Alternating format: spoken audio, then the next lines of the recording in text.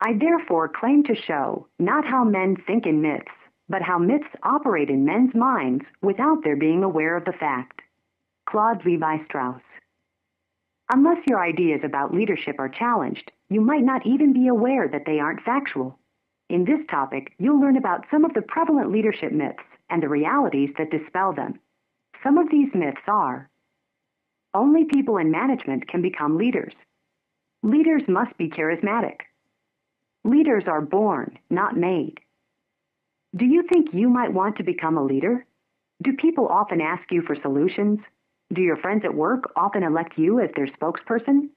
Are you already a leader in other aspects of your life? When problems arise, do you come up with ideas for ways to solve those problems, but hesitate to mention your thoughts because you aren't in charge? The fact is, you don't need to be in management to be a leader. What you do need is an idea, a vision for change, and the willingness and stamina to turn your idea into something real. Too often, people on the front line mistakenly believe that they can't become leaders unless they become managers first. But in reality, leading and managing are separate things. Both are important, but neither is necessary to the other. Click on the images below for more information about the distinction between the two. Leadership focuses on basing actions on an envisioned future, motivating and influencing others, and deciding on and then committing to a direction. Management focuses on basing actions on past experience, matching resources to tasks, and following established methods and procedures. Don't wait to be promoted into management before you become a leader. Take the initiative. Show management that you care about the success of your organization.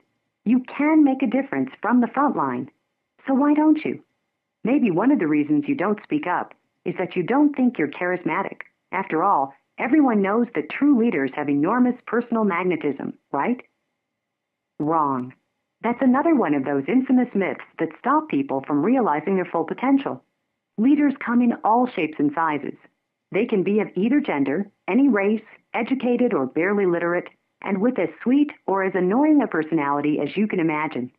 What makes them leaders isn't the way they look or some indefinable power they have over others. It's the way they wholeheartedly commit themselves to a vision and refuse to surrender to mediocrity. Click on the images for more information. To close each pop-up box, just click on it again. When I was a kid, my dad's company once refused to pay its workers a higher wage. My dad was one of the few who confronted management. He asked for what was fair, and he stood his ground. He became a leader, even though that wasn't his intention.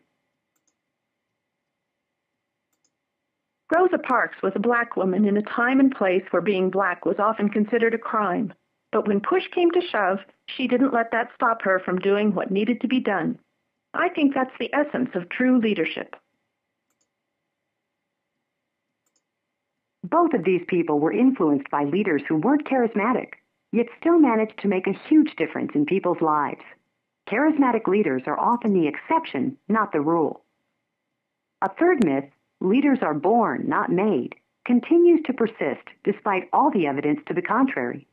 But if you truly believed that people are born with innate leadership abilities, you wouldn't be taking this course.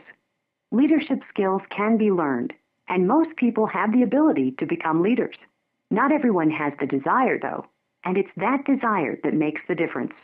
You have to believe in something with every fiber of your being if you want to go from following to leading. That's not to say, however, that your leadership actions have to occur on some grand scale. Leading can be as simple as suggesting a new way to complete a task at work. In fact, if you've never before taken the reins, you might be more comfortable starting small, and that's perfectly okay. Leadership